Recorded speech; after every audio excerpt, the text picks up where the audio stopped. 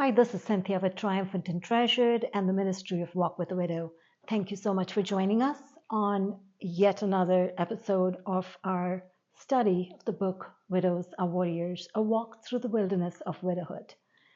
It is just so much healthier and nicer and better and more effective for you to walk this grief journey, this widowhood journey, alongside others who have gone there before you. So today we would like to talk about the spiritual impact of grief.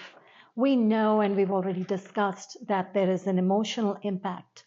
We also know that there is a physical impact. Your health takes a toll because of grief. And we would like to now talk about the spiritual impact of grief.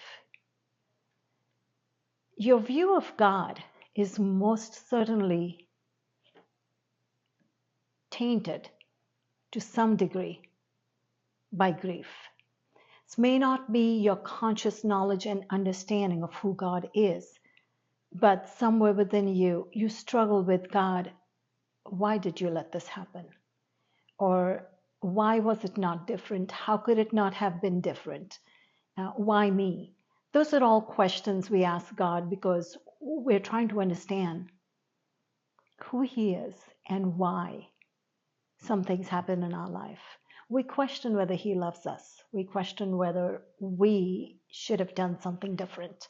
And the reality is, life is in the hands, it belongs to the hands of the author of life. God gives, God takes away. We don't have to like it, but it's a reality. We deal with the very real issue of loneliness. In marriage, you have companionship. And in widowhood, loneliness is your companion. That is another big spiritual struggle because it drives you to your knees, it drives you to the bosom of God. And it does have an impact on your spiritual life. We question what the future is and why did God allow this pain into our lives? What purpose does it serve? We oftentimes deal with our ability or inability to forgive ourselves, maybe for unresolved issues in our marriage, maybe forgive our spouse for leaving us. I know that abandonment, as illogical as it may seem, is a very, very real issue in widowhood. There are weapons of warfare that you employ in battling the spiritual struggles. Gratitude is one of them. Not gratitude for the loss or gratitude for the pain that you are enduring, but gratitude despite the loss and gratitude despite the pain. Because as much as we look at all the negative things in our lives, there is so much to be thankful for.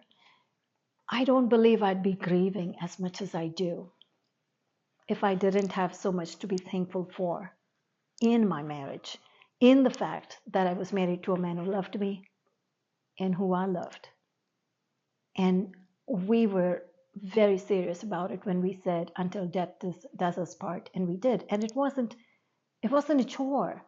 It wasn't something we did because we promised. It was something that was a privilege and an honor to stand by each other. So you grieve, and you just have to figure out a way through the spiritual challenges. Another big part of it is prayer. It is very hard to pray when you are grieving, but even just weeping before the Lord is your prayer. Pouring your heart out to Him is your prayer. We talk of acceptance in one of the stages of grief. Spiritually speaking, that's surrender. But who you surrender to, how you surrender, and why you surrender are also important. Surrender can't be an act of defeat. Surrender is an act of victory because you're surrendering to the King of Kings, because you're surrendering to the author of life. And in that surrender is where you will find your rest.